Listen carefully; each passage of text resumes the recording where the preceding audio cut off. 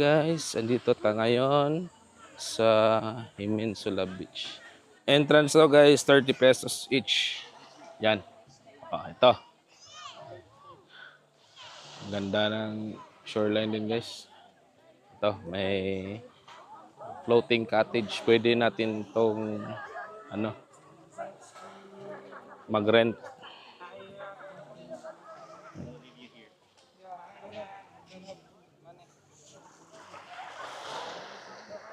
Yung buhangin, ano naman? Pino yung buhangin.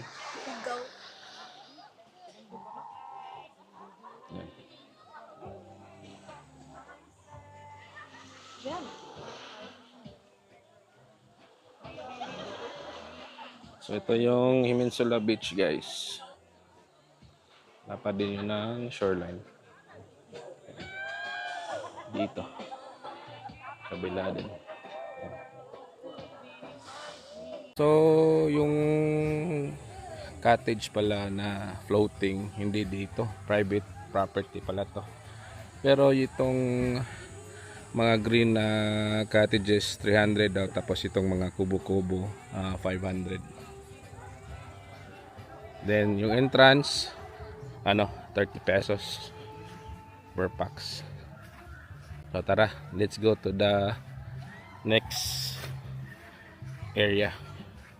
Guys, andito tayo ngayon sa Bacaw Beach.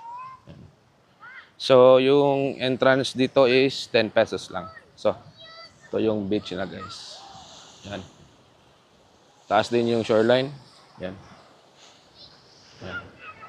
Ito may mga naliligo. So dakot tayo ng buhangin. Pino din yung buhangin. Yan.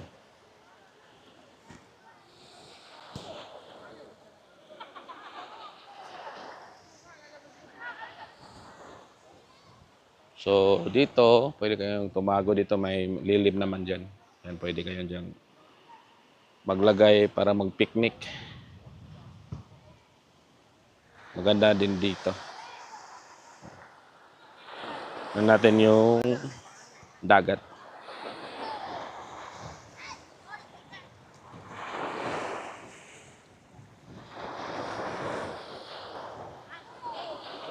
Malinaw din yung tubig guys. Yan na.